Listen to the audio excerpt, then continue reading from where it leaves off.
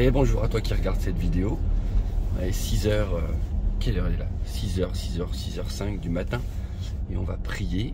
Et je te laisse cette courte vidéo pour que, simplement, si tu le désires, tu puisses recevoir de la parole de Dieu, fraîche rosée.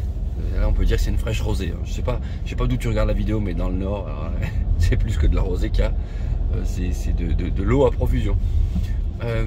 Et que cette eau puisse être symbolique pour ta vie d'une eau de bénédiction. Amen. Juste, Éphésiens 5, 15, 16, 17 nous enseigne ceci. Prenez garde à votre conduite avec circonspection. Un mot qu'on n'a pas l'habitude d'entendre, circonspection. Ça veut dire avec retenue. Ne vous conduisez pas comme des insensés, mais comme des sages. Rachetez le temps, car les temps sont mauvais. Et après, le passage m'encourage et il dit, mais c'est pourquoi ne soyez pas insensés et discernez quelle est la volonté du Seigneur. Discernez, mais cherchez à savoir quelle est la volonté du Seigneur. Et je veux juste laisser ce passage parce que c'est un axe de conduite que Dieu nous laisse dans sa parole. Et puis parfois, en fait, je suppose que tu te rends compte que dans une société où le temps passe vite, comme ça, comme un éclair, en un rien de temps, on a perdu notre temps.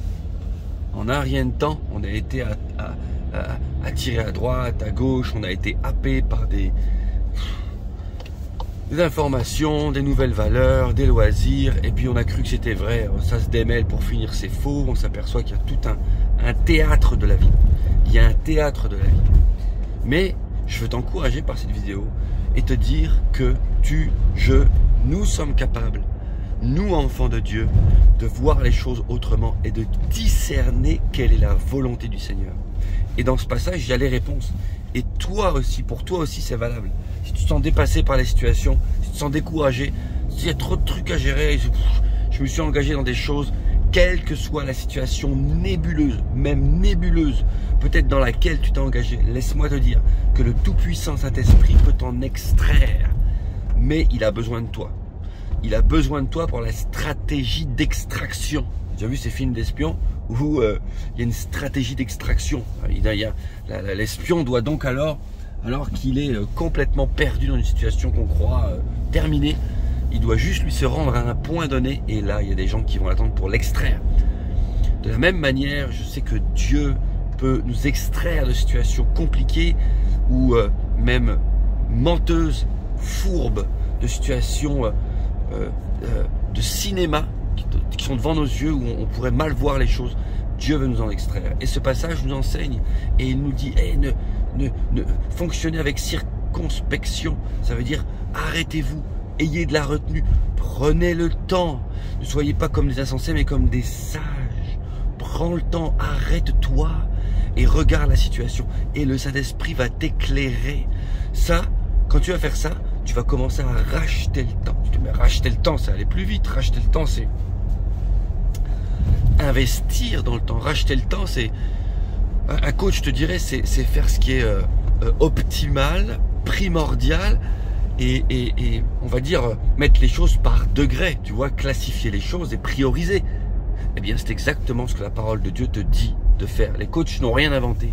La Bible te dit de prioriser. Et la priorité, c'est d'avancer avec circonspection, retenue. Prends le temps de chercher ce que Dieu veut. Arrête. Cours pas.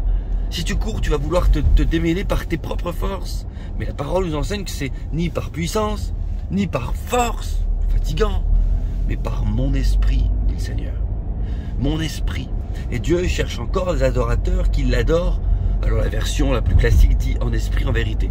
Mais j'aime cette version qui dit, rappelle-toi, qu'il l'adore, conduit par l'esprit dans la vérité. Ça veut dire que le Saint-Esprit t'attend à un rendez-vous. Et pour que tu puisses aller à ce rendez-vous, il te faut arrêter d'aller vite, simplement, et tu vas commencer à racheter le temps.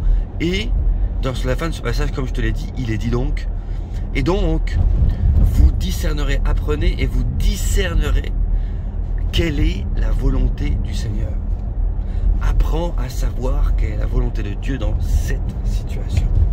Allez, je finis et je te renvoie vers Romains 12, chapitre 1, versets 1 et 2, chapitre 12, versets 1 et 2. Rappelle-toi qui dit clairement que si tu ne te conformes pas au siècle présent, bien sûr tout le passage qui parle d'offrir son corps comme un sacrifice vivant, et qui sera pour nous, de notre part, un culte agréable, raisonnable, spirituel. Ne vous conformez pas au siècle présent. Et il est dit dans la suite du verset, ainsi vous connaîtrez ce qui est bon aux yeux de Dieu, et pour nous, mais aux yeux de Dieu surtout, ce qui lui est agréable et parfait. On connaîtra la volonté de Dieu. Et à partir du moment où tu vas connaître la volonté de Dieu, tu auras racheté le temps. L'adversaire, je veux le déclarer sur ta vie, n'aura plus aucune prise de fabulation, de mensonge. Tu verras nettement et clairement et tu sauras ce qu'il faut faire. Bénédiction sur ta vie.